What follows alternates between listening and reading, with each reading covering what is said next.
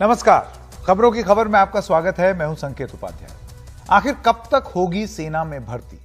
अब इसको लेकर के आपने देखा है कि उत्तर प्रदेश में जो डिफेंस मिनिस्टर हैं, रक्षा मंत्री, उनकी रैलियों में भी ये बात उठी।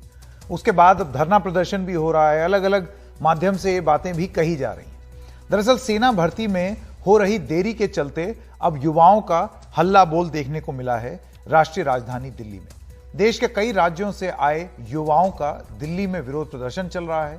कोरोना के बाद से सेना में भर्ती रैली पर रोक लगी है। कुछ रैलीज हुई भी, लेकिन उसके बाद एंट्रेंस एग्जाम नहीं हुए। नतीजा यह हुआ कि भर्तियां नहीं हुई। युवाओं की मांग है कि सेना भर्ती परीक्षा और रैली फिर शुरू की जाए।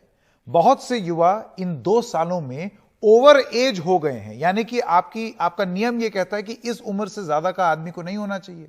2 साल में जब भर्ती नहीं हुई तो बहुत सारे युवा जो हैं वो उस उम्र से के दायरे से बाहर निकल गए। युवाओं ने भर्ती में 2 साल की छूट देने की भी मांग की है। अब सरकार ने क्या कहा है आपको वो बता दें। सेना में भर्ती प्रक्रिया बंद नहीं हुई है, सिर्फ रुकी है। संसद में सरकार का यह जवाब है। उन्होंने कहा कि कोरोना के चलते 2020 और 2021 में सेना में भर्ती प्रक्रिया स्थगित हुई। भर्ती प्रक्रिया पर कोई रोक नहीं लगाई गई है। कोरोना का प्रकोप कम हुआ है, लेकिन यह अभी खत्म नहीं हुआ है। भर्ती रैलियों में बड़ी संख्या में उम्मीदवार जुटते हैं और कोरोना के संक्रमण को फैलने से रोकने के लिए भर्ती रैलियां स्थगित की गई हैं। अब आपको यह भी बता दें कि 28 मार्च को राज्यसभा में दीपेंद्र हुड्डा ने एक सवाल पूछा और उस सवाल के जवाब में सरकार ने क्या बताया यह आपके स्क्रीन पर है। उन्होंने बोला कि सेना में गैर अधिकारी वर्ग के 1 लाख से अधिक पद खाली हैं।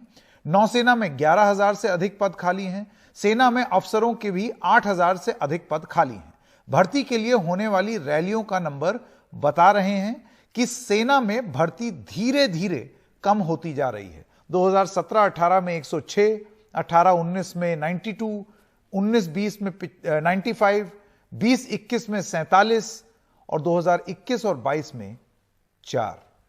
इसको लेकर के राजनीति भी तेज हो रही है। राहुल गांधी की तरफ से एक ट्वीट आया, बयान आया कि नौजवान देश के लिए जान देने को तैयार हैं, लेकिन ये निकम्मी सरकार सेना में भर्तियां करने के लिए तैयार नहीं है। न रोजगार न रक्षा, किसके अच्छे दिन, ये उनका ट्वीट था।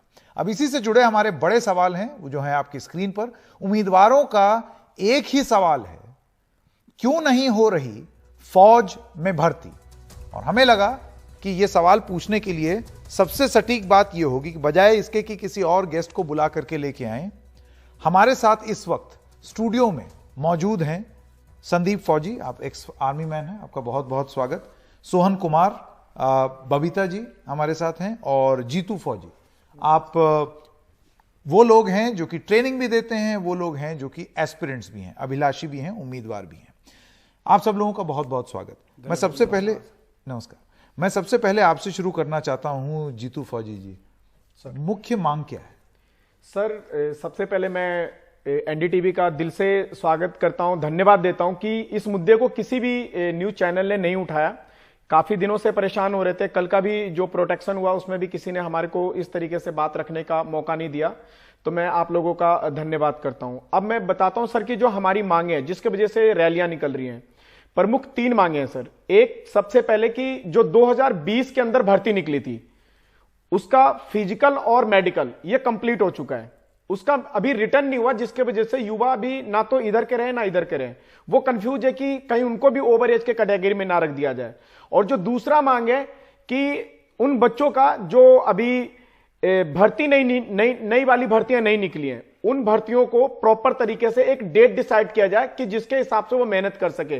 पिछले 2 साल हो गए, 2020 के बाद जो अभी पेंडिंग भर्ती पड़ी, उसके बाद 21 और 22 एक भी भर्तियों का कोई भी क्लियर नहीं हुआ है। और तीसरा जो सबसे महत्वपूर्ण मांग है सर कि जो बच्चे 2020 और 21 में ओवर एज हो गए, क्या उनको ओवर एज का रिलैक्सेशन मिलेगा? क्या उनको दोबारा भर्ती देखने का मौका मिलेगा? इसके वजह से सर हमारे युवाओं के अंदर बहुत ज्यादा आक्रोश भरा हुआ है। और इसी 3 मांग को लेकर के हम लोग पूरे जंतर मंतर में भी और अभी मुखर्जी नगर जो बत्रा सिनेमा के नीचे हम लोग बैठे हुए हैं। जब तक ये मांग क्लियर नहीं होगा सर, तब तक हम सरकार से यही अनुग्रह करते रहेंगे कि हमारी ये मांग को पूरा किया जाए और हमारे जो भर्तियां उनको निकाली जाए। ठीक है, सरकार की तरफ से मैं आपसे पूछना चाहता हूं, सरकार की तरफ से आपने स्पष्टीकरण देखे, अभी मैंने उनका बयान भी किया, इसमें आपको क्या खामी दिखती है सरकार की तरफ से जो बोला जा रहा है? सर सबसे पहले बहुत बहुत धन्यवाद आपका संकेत जी, आपने इनवाइट किया और यहाँ पर हमें आपके मंच पे बोलने का मौका दे रहे हैं आप। सरकार का जो रुख है, सभी लोग जानते हैं कि सरकार आश्वासन देती है। मैं अगर आपको क्लियर करूं, 30 सितंबर 2020 को सुप्रीम कोर्ट में, माननीय कोर्ट में हियरिंग थी और उसमें सरकार के यूपीएससी के रिस्पोंडेंट, क्योंकि मैं यूपीएससी का छात्र हूं, तो यूपीएससी की तरफ से एक पिटीशन लगी थी जिसका उन्होंने रिस्पांस दिया कि जो भी एज और अटेम्प्ट को लेकर के इस बार बाढ़ हो रहा है कोरोना की वजह से, तो उन्हें कंसीडर किया जाएगा और एक और एक्स्ट्रा अटेम्प्ट देने के लिए उनको जो है सरकार सहमत हो गई थी। मगर इसी पिटीशन को 4 महीने तक लटकाया गया और बाद में सरकार का जो रवैया रहा है आश्वासन देकर के और मुकर जाना, वो इनकी नीति का एक पहलू है, जिसकी वजह से स्टूडेंट्स ने सफर किया और 4 महीने लगातार वो प्रिपरेशन करते रहे।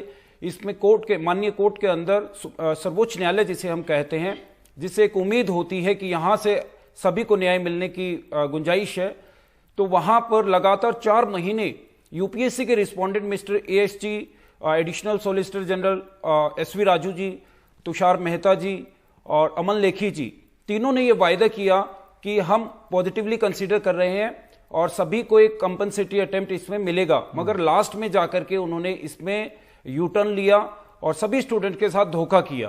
तो ये सरकार की नीति रही है कि आश्वासन दो और जब टाइम निकल जाएगा तो फिर स्टूडेंट्स देखते हैं ना, कोई जनप्रतिनिधि कुछ भी नहीं देखते हैं और वो अपनी मनमानी करने को उतारू हो जाते हैं। ये सरकार का रवैया रहा। बिल्कुल, और फौज तो एक ऐसी चीज है और देशभक्ति एक ऐसी चीज है जो कि सरकार के लिए बड़ा मायने रखता है, जैसे सरकार ने बताया है, तो ऐसा तो नहीं होना चाहिए कायदे से।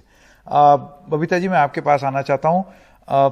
हमने देखा ये जो भी रैलियां हो रही हैं, जो भी बात हो रही है, उसमें बहुत सारे ऐसे लोग थे जो कि दौड़ दौड़ करके बहुत दूर दूर से चले आए इस रैली में भाग लेने के लिए।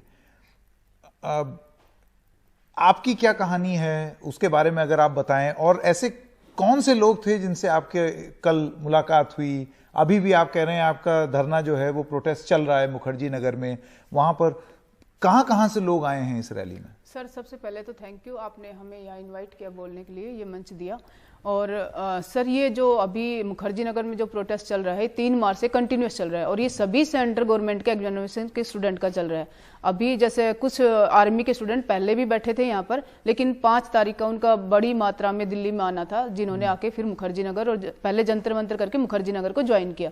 कि अभी सारे, पहले क्या होता था कि हर जो वर्ग है अलग अलग अपनी डिमांड उठाते थे, तो एक क्राउड नहीं बन पाता है या अपना सरकार पे एक दबाव नहीं बना पाते हैं। तो अभी सब ने डिसाइड किया कि सब एक यूनाइट होके, क्योंकि सबका मसला एक है, जितनी भी सेंट्रल गवर्नमेंट सर्विस है उसमें कोरोना एक पैंडेमिक के रूप में देश में आया और सभी को इक्वल रूप से इफेक्ट किया। तो 2 साल का जो एक्सटेंशन है, ट्रांसपेरेंसी की जो डिमांड है सभी की है। जैसे यूपीएससी एस्पिरेंट की बात करें तो उस टाइम वो फ्रंट लाइन वर्कर में भी काम कर रहे थे, क्योंकि डॉक्टर्स होते हैं वो भी देते हैं एग्जाम, या पुलिस में जो वर्क कर रहे थे वो भी दे रहे थे। और गवर्नमेंट की उस टाइम गाइडलाइंस थी कि 24/7 आप जॉब करेंगे और लीव नहीं ले सकते। उसके बाद कुछ लोग कोरोना पॉजिटिव थे तो वो सेंटर में उनको अलाउ नहीं किया गया। कुछ लोग क्वारंटाइन होने की वजह से अपने घर से बाहर नहीं निकल सकते थे। तो ये डिफरेंट हार्डशिप फेस किया। अभी मेंस के जो स्टूडेंट थे उन्होंने हाई कोर्ट में गुहार लगाई थी कि सर उनको ब्रेथलेसनेस हो रही है और वो एग्जाम नहीं दे पाएंगे, पोस्टपोन किया जाए। तो यूपीएससी ने वहां पर कहा कि भैया आपको अलग रूम दे दिया जाएगा। क्या अलग रूम देने से लंग्स अच्छे से काम करने लग जाते हैं, जो ऑक्सीजन आ जाएगी? तो ये आंसर जो भी होते हैं ना वो ऐसे होते हैं कि जैसे एक बच्चे को मतलब के आंसर होते हैं, बहला देंगे। हाँ, बहलाने वाले आंसर होते हैं। फिर उसके बाद कुछ बच्चों ने ऐसे का पेपर लिखा, कुछ ने एक अगला जीएस का पेपर लिखा और उसको टेम्परेचर अप होने की वजह से उनको एग्जाम में नहीं बैठने दिया। और यूपीएससी का सिर्फ एक ही आंसर होता है कि सिविल सर्विस रूल में चेंज करना फिजिबल नहीं है। तो ये बताइए सर कि जो रूल है वो स्टूडेंट के लिए बने हैं, इंसान के लिए बने हैं या इंसान रूल के लिए बना है? और इन्होंने एक विंडो ओपन करी जब 4 अक्टूबर का 2020 में एग्जाम था, तो उससे पहले कि भाई जो भी अपना वो फॉर्म वापस लेना चाहता है ले सकता है, क्योंकि जब एक बार एडमिट कार्ड आ जाता है तो वो अटेम्प्ट माना जाता है। तो उन्होंने ये क्लियर नहीं किया कि लास्ट अटेम्प्टर जो इस बार एज बार या वैसे हो रहे हैं उनका क्या, भाई वो तो विड्रॉल कर लेंगे फॉर्म तभी लास्ट ही कहलाएगा, उनकी तो एज पूरी हो जाएगी, अटेम्प्ट पूरा हो जाएगा। ऐसे ही जो सीजीएल भर्ती है वो 2021 में नहीं आई, अब 2021 में जो नोटिफिकेशन आया 2022 में आया, एज डिसाइड कर रहे हैं 2022 से। अब 2021 वाले बच्चे जो इनकी एज पूरी होगी वो कहाँ क्या जाएंगे? करेंगे? बिल्कुल, तो, क्योंकि तैयारी तो उन्होंने भी की है, लेकिन इस नियम की वजह से आपको लगता है ये जो एज वाली बात है कि 2 साल से क्योंकि भर्ती नहीं हुई और उसके बाद नियम वही रहा, नियम में बहुत ज्यादा कुछ बदला नहीं, उस चक्कर में बहुत सारे लोग मेहनत करते रहे, लगातार तैयारी करते रहे, लेकिन वो इस नियम की वजह से ही विक्टिम हो गए। बिल्कुल सर, बहुत से ऐसी एग्जाम भी है जिनके अंदर ओनली फॉर, जैसे डिफेंस की हम बात करें, आर्मी के बच्चे जो प्रोटेस्ट कर रहे हैं, आर्मी, एयरफोर्स, नेवी, इनमें ज्यादातर जो स्टूडेंट हैं वो कांस्टेबल और इन सब के लिए प्रिपरेशन करते हैं। इनमें मात्र 3 साल का टाइम मिलता है उनको, 18 साल से लेकर के 21 साल तक का। ऐसी कंडीशन में बहुत से स्टूडेंट ऐसे होते हैं जो 12th करते हुए उनका एक अटेम्प्ट निकल जाता है, उनको 2 अटेम्प्ट भी मिलते हैं और वो दोनों कोविड के कारण चले गए। तो उन्हें पूरे ये मान के चलिए पूरी लाइफ में कभी भी डिफेंस में जाने का मौका नहीं मिलेगा। अगर वो जाना चाहें तो सिर्फ मौका भी नहीं दे सकते, तो बहुत जरूरी है। नहीं, देखिए, ओवर एज तो एक बात हुई, दूसरी बात है एग्जाम का ना होना। आपको लगता है ये दोनों ही चीजें जो हैं एक बहुत दिक्कत वाली बात हो रही है? बिल्कुल सर, जैसे डाटा दिखाती है सरकार, दिखाए कि 20 और 21 में हमने 47 भर्तियां करवाई, जबकि हकीकत यह है ग्राउंड की कि ग्राउंड में भर्तियां किसी भी रूप में नहीं हुई हैं, क्योंकि भर्ती कंप्लीट तब मानी जाती है जब बच्चे की ज्वाइनिंग हो जाए। और आर्मी की जो भर्तियां हुई हैं उनमें सिर्फ और फिजिकल और मेडिकल हुआ है, रिटर्न पेपर है उसको लगातार 1 साल से ज्यादा का समय हो गया पोस्टपोन कर रहे हैं, लगातार 6 से 7 बार डेट चेंज हो चुकी है। और पिछली मार्च में भर्ती होनी थी, अभी 1 साल से ज्यादा हो गया, अप्रैल चल रहा है, अभी तक नहीं हुआ। नहीं, जैसे कि आप ये देखें कि गैर अधिकारी वर्ग में 1 लाख से अधिक पद खाली हैं सेना में, नौसेना में 11,000 और सेना में अफसरों के भी 8,000 से अधिक पद अभी खाली हैं जिन पर भर्तियां नहीं हुई हैं।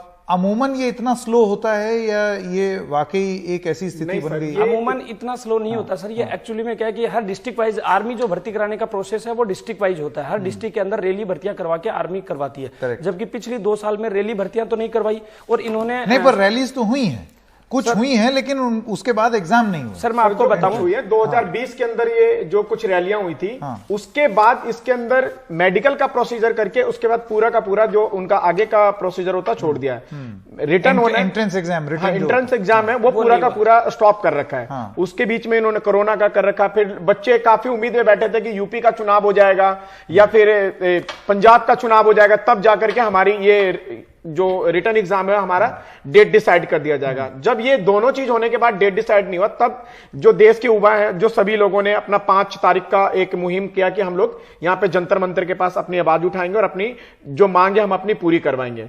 तो इस वजह से ये सारी युवा को जब तक डेट क्लियर नहीं होगा सर, तब तक ये किसी भी तरीके से कुछ एक आपको अंदाजा है कि कितने लोग हैं जो इससे प्रभावित हैं? संख्या कुछ एक अंदाजा अगर आपको? सर अगर बात करें तो अभी एक न्यूज छपी थी, राजस्थान में एक डिस्ट्रिक्ट में 1.5 लाख से ज्यादा ओवर एज हो चुके हैं। और सर जो भर्तियों का जो आंकड़ा दिखाया जा रहा है कि कुछ एक भर्तियां हुई हैं, वो मैं बताऊं आपको, वो भर्तियां हुई हैं ओनली फॉर रिलेशन की भर्तियां। आर्मी में 2 तरह के से भर्तियां होती हैं। एक भर्ती होती है रिलेशन की, जिसमें जिसके पेरेंट्स जो फोर्स में है, डिफेंस में है, वो सिर्फ बच्चे भर्ती देख सकते हैं। दूसरा होता है कि अमूमन आम पब्लिक है वो उस भर्ती को अटेम्प्ट कर सकती है। जो आम पब्लिक की जो भर्तियां थी उन्हें रोक दिया गया है। और ये जो 47 भर्तियां हुई हैं, ये टोटली भर्तियां वो हुई हैं जिनके पेरेंट्स पहले से डिफेंस में, सिर्फ मौका उन्हें मिल रहा है, बाकी आम पब्लिक को नहीं मिल रहा है। अब मैं आपसे ये जानना चाहता हूं कि ये लड़ाई आपसे मैं जानना चाहता हूं, ये लड़ाई आप कहां तक लेकर के जाएंगे और सरकार से आपको किस चीज की उम्मीद है? क्योंकि देखिए, जब भी कोई भी आंदोलन होता है या धरना प्रदर्शन होता है, मैंने जितने भी आंदोलन और धरना प्रदर्शन किए हैं उसमें एक चीज बहुत स्पष्ट रूप से सवाल मैं हर किसी से पूछता हूं, मैं आपसे भी पूछना चाहता हूं। उम्मीद तो सरकार से ही है ना कि वो आपकी बात सुने, तो अभी भी आप उम्मीद लगाए हुए हैं, मैं मानता हूं, तो किस चीज की उम्मीद लगाएं? और सर पहला आपने जो क्वेश्चन पूछा कि ये कब तक लेकर के जाएंगे, तो मैं आपको बताना चाहूंगा, जब 30 सितंबर से मैंने अभी कोट किया कि 30 सितंबर 2020 से हम लोगों ने तब कोरोना का टाइम पीरियड था, 75,000 केस थे और मैं अपने गांव में था। वहां से ये मुहिम मैंने मतलब ऑनलाइन फाइट किया और 6 महीने के बाद लगातार इसमें 20 प्रोटेस्ट हो चुके हैं जंतर मंतर पर। और अभी मुखर्जी नगर को भी हमने अपनी जान पर खेल करके उसको घेरा है कि हम अपने हक की लड़ाई के लिए किसी भी हद तक जाने को तैयार हैं। हम रिक्वेस्ट कर रहे हैं, एक सॉफ्ट अपील कर रहे हैं माननीय प्रधानमंत्री जी श्री नरेंद्र मोदी जी से कि वो बच्चों के हित में डिसीजन ले। जब वो कहते हैं कि सबका विकास, सबका साथ और सबका विकास, तो फिर स्टूडेंट्स को भी साथ में लेकर के चलिए। आपने अभी फार्मर्स किसानों के बिल के ऊपर बात की और उनको भी आपने रेजोल्यूशन पर पहुंचाया है, तो स्टूडेंट्स उससे परे क्यों है? जब राज्य सरकारें सभी स्टूडेंट्स को 2 ईयर का एज रिलैक्सेशन दे सकती हैं, तो सेंटर क्यों नहीं दे सकती? तमाम सरकारों ने इसमें स्टूडेंट हित में डिसीजन लिया है। और लास्ट जो आपने क्वेश्चन पूछा कि कहां तक ये चलेगा, ये थमने वाला नहीं है सर। कल की डेट में जो आर्मी और सभी स्टूडेंट्स ने मिलकर के जो प्रोटेस्ट किया है, ये सिर्फ एक चिंगारी है, अभी आंदोलन होना बाकी है। आप पूरे देश, जो इस बार हमने मुद्दा रखा है कि पूरा देश व्यापी आंदोलन होगा, पूरे दिल्ली के अंदर एक पूरा मतलब बड़े लेवल से, जिस तरीके से किसानों ने किया था, इस तरीके से स्टूडेंट्स सभी इकट्ठे हो रहे हैं और जल्दी ही इतना बड़ा आंदोलन होगा कि माननीय गृह मंत्री जी और माननीय प्रधानमंत्री जी को ये विवश होना पड़ेगा कि अगर आपको जन चुन सकता है, अगर आपको जनप्रतिनिधि बना सकता है, तो वो आपसे अपने हक की लड़ाई के लिए अपनी जो उनकी डिमांड है उनको मनवा भी सकता है। ठीक है, आप सब लोगों का बहुत बहुत धन्यवाद यहां पर स्टूडियो में आकर के अपनी बात रखने के लिए। उम्मीद यही लगाते हैं कि आपकी बात सुन ली जाए, मान ली जाए और छात्रों के हित में ही कोई फैसला है, कुछ अहित ना हो जाए। Thank you very much. बहुत बहुत धन्यवाद सर, बहुत बहुत धन्यवाद। कू ऐप पर भी कुछ सवाल आए हैं, आइए उनको देख लें। सुभाष शर्मा लिखते हैं, भर्ती ना होना क्या देश की मौजूदा आर्थिक स्थिति के बारे में कोई संकेत देता है? एक बड़ा महत्वपूर्ण सवाल है। जय साहू लिखते हैं, जैसे चुनाव समय से करवाए जाते हैं वैसे ही सारी भर्तियां समय से करवाई जानी चाहिए। शिव कुमार सचान का लिखना है, यह भविष्य के लिए खतरनाक स्थिति है जिसके दूरगामी परिणाम होंगे। आप सब लोगों का बहुत बहुत धन्यवाद। वक्त है एक छोटे से ब्रेक का। खबरों की खबर जारी रहेगी ब्रेक के बाद।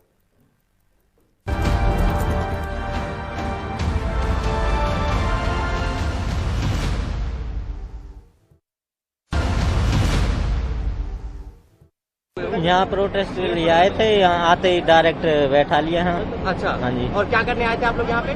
आर्मी के अपना हक मांगने। अच्छा, तो कैसे, क्या जंतर मंतर जाना था, कहाँ जाना था? पता नहीं, हमें तो गेट नंबर 6 आना था बस। मैं दिल्ली का रहने वाला हूँ, इंदौर से स्पेशल आए थे हम और हमारी भर्ती नहीं दी जा रही है। आतंकवादी थोड़ी ना जैसे हमें भर के बिठाया जा रहा है और हमारी 2 साल की छूट दी जाए और हमें भारतीय सेना में भर्ती किया जाए। आज हम जंतर मंतर पर आए थे, इन्हें आतंकवादियों की तरह धक्का दे के हमें बस में बिठाया गया। हम आतंकवादी थोड़ी ना, हम हक मांग रहे हैं, हम भीख थोड़ी ना मांग रहे हैं। इस देश के इतिहास में पहली बार ऐसा हुआ है, जवान के सामने एक बनने वाला जवान है। यहाँ बेकसूर हमें बसों में भर दिया गया है और ये लड़ाई बहुत तानाशाही की जा रही है, जबरदस्ती बसों में बैठाया जा रहा है।